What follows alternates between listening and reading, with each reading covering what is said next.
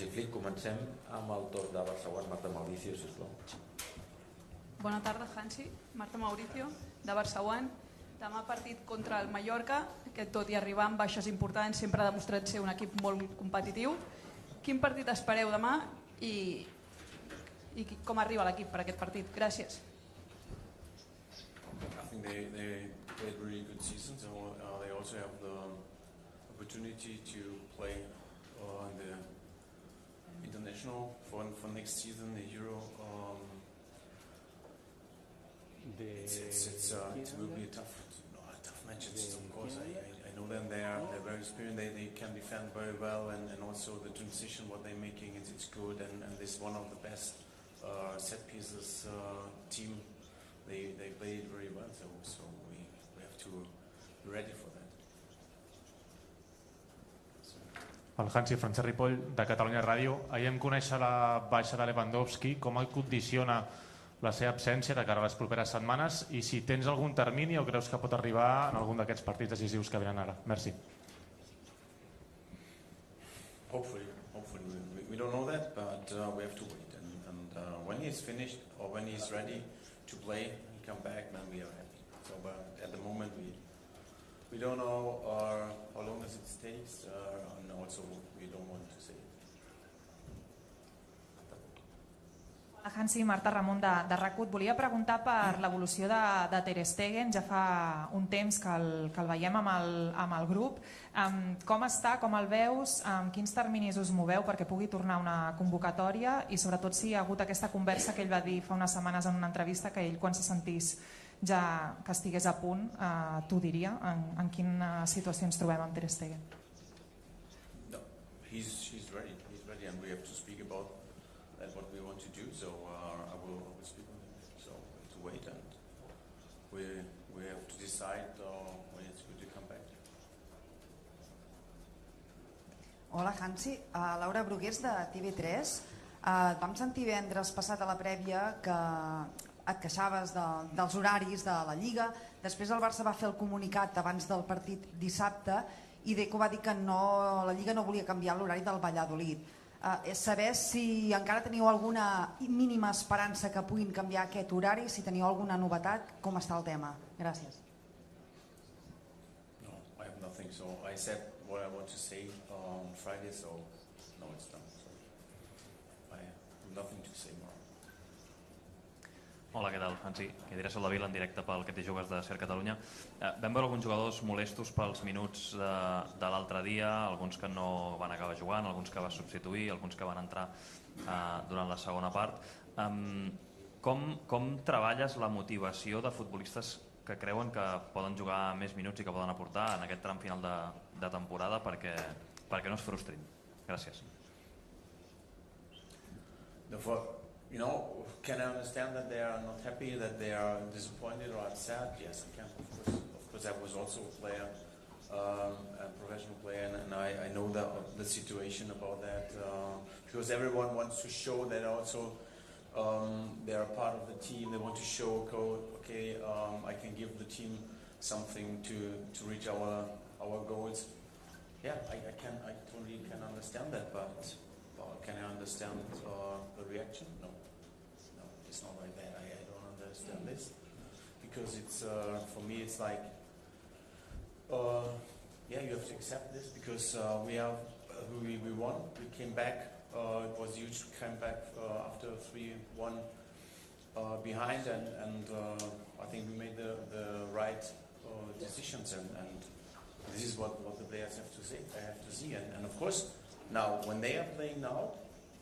And then we want to see the right direction, the right reaction, not direction, the reaction, okay? Because this is then important, not what happens after the match, okay?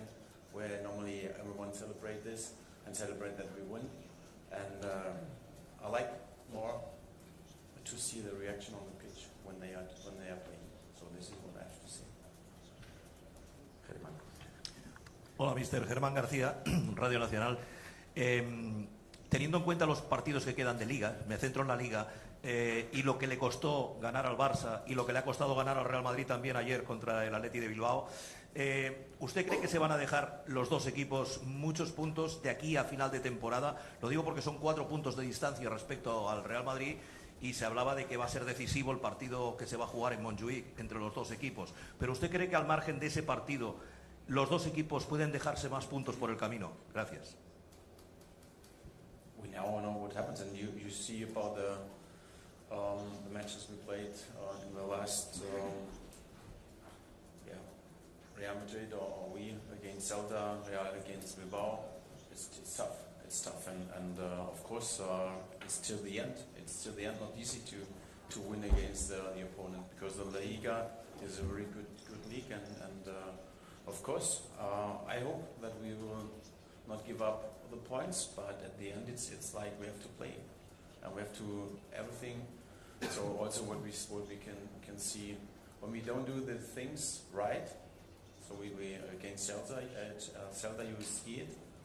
Then it's not easy. It's not easy, and of course, hopefully it was the right wake-up call that we make all the things we want to do, our match plan, what we want to do, to show them maybe on the right way, and this is what I want to see from the team, because it's not easy. It's not easy. It's a long way, also till the end of the season, and of course, Real is a fantastic team, and they also try to reach their goals. So it's like that. Hola, mister. ¿Qué tal? Alejandro Segura en directo para Radio Marca. Ahora vienen 2 semanas con muchos partidos muy importantes. Mañana Mallorca, fin de semana final de Copa, las semifinales de Liga de Campeones contra Inter de Milán.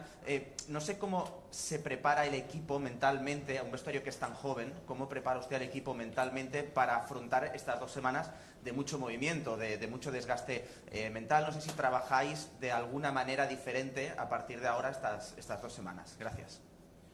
So what's for me first, what's important is like we are looking always on ourselves. So it's very important that we are get better and better after every match. So also what happens after Dortmund, what happens after also Celta. The important thing is that we are doing the things what we want to do much better. Okay, and of course, normally we have the quality, to win against every team, but only if we make the things are good. And the next thing is after the Celta match, when we had the big comeback. Today, I think I can see a lot of positive energy, and this is the good thing. This is really the good thing after this match, and that we came back, and that the team is now, I think, in a really good mood. So we have to continue. We have to continue. Buenas tardes, mister Alfredo Martínez, Onda Cero. Sin embargo, ustedes están jugando muchos partidos de seguido. Están prácticamente cada 3 días, menos de 72 horas. ¿Piensa que el cansancio es ahora mismo posiblemente el gran enemigo, el gran rival del Barcelona? I said before, so we have to manage it. So it's now also very important that we have some fresh legs against Mallorca, so that we manage it really good. So this is the thing we have to think about. And at the moment, I have a lot of thoughts in my head. So it's not easy to manage it, because also the players normally now they want to show, okay, I'm here, I'm fit, I I need a rest, I want to help the team on the pitch. So, but we have to manage it, and they have to accept it and follow us, because I think we want to make the right decision for the team. Joan, Joan. Hola, Joan Boquer de Mundo Deportivo, bon dia. Creu que el que passi a la final, el desenllaç de la final de Copa pot influir en el desenllaç de la Lliga? No, I think this is, we know that it's always a competition, and it goes with the final, and hopefully we can show how good we are against Real, and yeah, our goal is to win. But I think also Real wants to do it. But at the end, it's after this match, we have more matches in the Champions League and also in La Liga. Hola, Ivan Sant Antonio del diari Esport. Se l'ha vist abans de l'entrenament, bueno, durant l'entrenament xerrar amb el Ferran Torres, no sé quina importància tindrà aquest jugador d'aquí a final de temporada, sobretot en els següents partits sense Lewandowski. No, it's very important. So that we also manage this. You know, it's for us. I think he's in a good moment in his career. He scored, I think, 10 goals in La Liga, and it's really good. So also what he shows, and I think number 9 is the right position for him. And of course, he's a fast player, but also he can control the ball.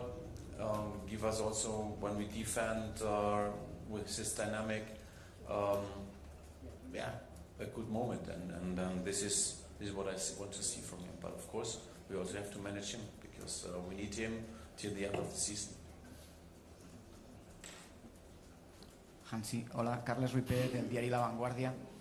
Parlant de jugadors importants, l'altre dia deia Rafinha que vostè ha sigut clau en la seva temporada. Com d'important ha estat per a Flick trobar-se un Rafinha tan predisposat, tan treballador, que ho fa tot tan fàcil?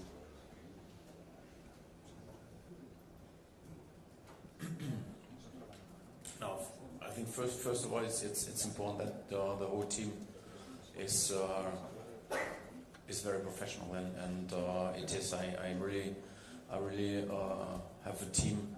I always focus on what they can improve, what they can do better, and this is very important. So, and of course, Rafinha and also the other players, and many players are on the pitch really great. So they are leaders, and we need this. We need this with kind of players, with this attitude, and of course, I'm happy with the team. I'm happy with what they are doing on the pitch, but also to prepare themselves for the next match.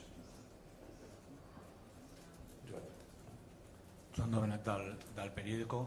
Amb el partit amb el Celta, en moltes ocasions De Jong era l'últim jugador de la defensa i era el que estava més a prop de Borja Iglesias. Això era una cosa buscada per vostès o va ser una disfunció pròpia del joc? I si era una cosa buscada, per què? No, we analyze this match today, and we show them how we want to do it. And of course, you know, sometimes it's like it feels like when we control the ball or we have the ball, no one think about to lose the ball. But this is a very important thing about the rest defending. When you keep the ball, when you are in ball possession, it's important that you also be able, when you change the direction, that you are there. And of course there are maybe 4 or 5 situations I was not happy, and we show this, and we have to do it better, much better. Gracias por notar.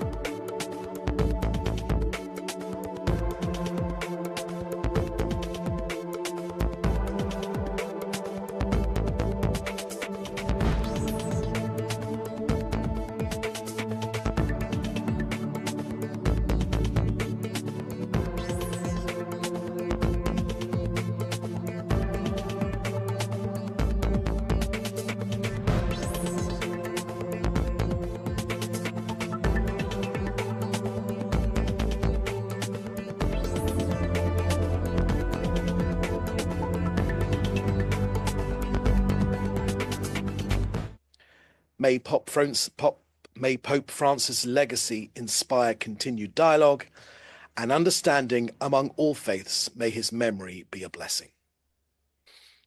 Next, I have the sad and unenviable duty to inform you of a tragic fallen amongst Israel's armed forces. The number of fallen soldiers in this war has unfortunately risen to 848. Warrant Officer Galab Siliman al-Nasara was 35 years old, and from the Bedouin community of Rahat, he fell in battle against Hamas in northern Gaza. The Prime Minister spoke for the nation when he sent heartfelt condolences to the family of Warrant Officer Galeb Nasser, of blessed memory. He said the entire people of Israel mourn together with his dear family, and the entire people of Israel salute him for his heroism. He also sent best wishes for a complete and swift recovery to the fighting men and women who were wounded in the same battle. May his memory be a blessing forever.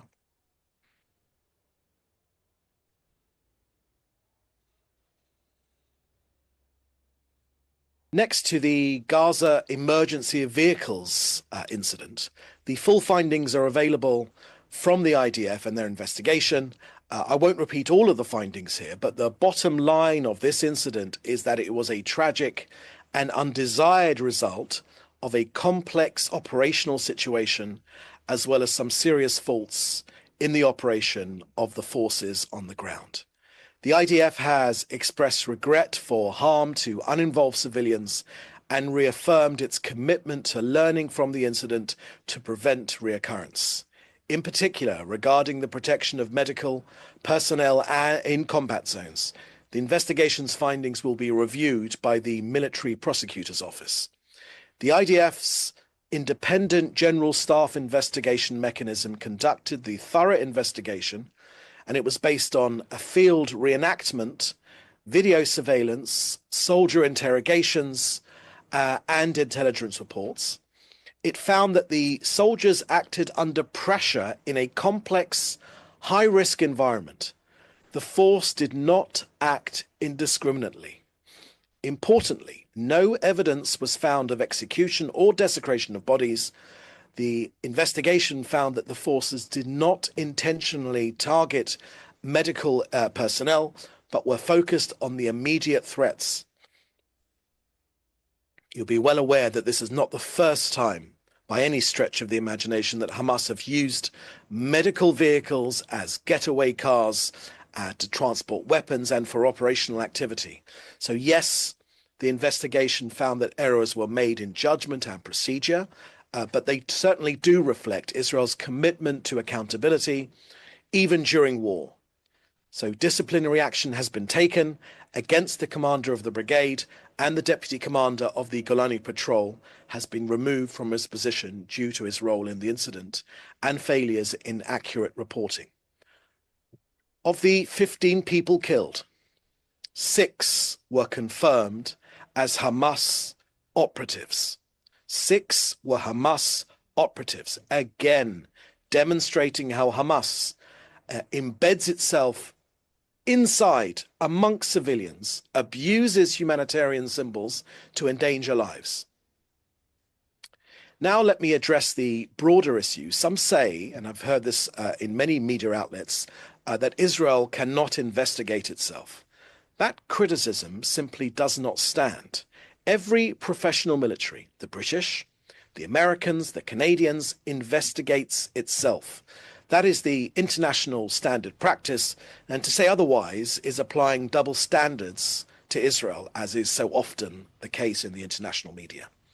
For instance, the UK's Iraq and Afghanistan investigations and the US's probes into incidents like Haditha or Kunduz or the Kunduz airstrike were all internally conducted. In Israel, our mechanisms are as rigorous as any in the democratic world. We have military investigators, legal oversight, and an independent judiciary. Israel does not shy away from scrutiny. No matter the difficulty, we embrace it because accountability and justice are core to who we are as a country.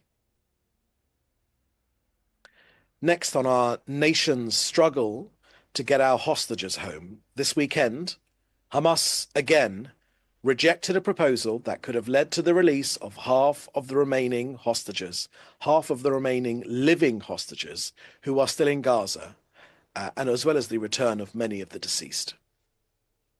Israel's current intel is that 24 hostages are alive in Gaza.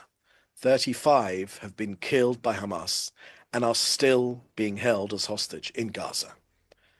As of today, Israel has returned 196 hostages. Israel has secured the release of 196 hostages, 147 of them alive. No one should be in any doubt that Israel will not conclude this war of redemption until we destroy Hamas in Gaza, return all of our hostages, and ensure that the Gaza Strip will never again constitute a threat to Israel. As for our military action in Gaza against the terrorists, I can share with you in a series of intensified operations, the IDF eliminated Ahmad Mansour, an Islamic Jihad terrorist who had infiltrated Israel and participated in the October 7th massacre. Mansour later directed rocket fire against Israeli civilians. Over the past 72 hours, Israel's Air Force has struck 200 terror targets across Gaza. Amongst those are launch and sniper posts, weapons depots, and terror compounds. Ground forces dismantled terror infrastructure in Rafah, Tel al-Sultan, and Shabora, uncovering weapons caches and eliminating several terrorists. In northern Gaza, troops have targeted operatives hiding in an underground facility and destroyed Hamas sniper nests, which were threatening our forces. Okay, that's the end of our briefing here today. I will now take your questions. Please put them in the chat together with your news outlet, and we will take some of your questions. First question here I can see is from Jason Perry from NTD News. Are you able to provide any updates on Gazans voluntarily leaving the territory or countries who have agreed to take in Gazans? Thank you for that question, Jason. I haven't got any further information to share with you on those particular issues, but I would say to you that people that care about Gazans should want Hamas to leave, to surrender. They should want Hamas to give back our hostages. That would be the humane thing to do. That would be the decent thing to do if countries really care about Gaza. And they would also offer, as in other wars in this region and around the world, and not to mention Ukraine or in Syria, people have been able to leave, to escape the fighting. Why is it that Gazans are not allowed or have not been able to leave? The overwhelming majority of them. Hannah Julian, next question from Hannah from the Jewish Press. How many terrorists have been released from Israeli prisons as part of the various hostage release deals since the start of this war? Thank you for that question, Hannah. I don't have that answer for you to hand. Next question is a question from Ivan Batyerev from TASS, the Russian news agency. It's a follow-up question regarding the passing of Pope Francis. Is Israel planning to send an official delegation to Pope Francis's funeral? If yes, is it known? Will it be at its head? Okay, I'm not sure what you mean, that last part of that question. Sorry, is it known who it will be? I think that's who you meant there, Ivan. Thank you, Ivan. I haven't got any information to share with you on that particular issue, but without committing any faux pas, I will imagine that Israel will indeed send a representation to Pope Francis's funeral. Israel does, of course, have relations with the Vatican. And we do, of course, as our president has made clear today, pay tribute to the late Pope's commitment to interfaith dialogue, to relations between Jews and Christians, which were most welcome I haven't got any information precisely who it will be, if that's your question, but I have no doubt that Israel will indeed send representation to the funeral. Okay, that's the last question here today. Thank you for joining us. We'll have another briefing later in the week. In the meantime, you can contact us in the usual way for questions or for interview. And in the meantime, please do stay safe. And happy Easter, of course, if you're celebrating.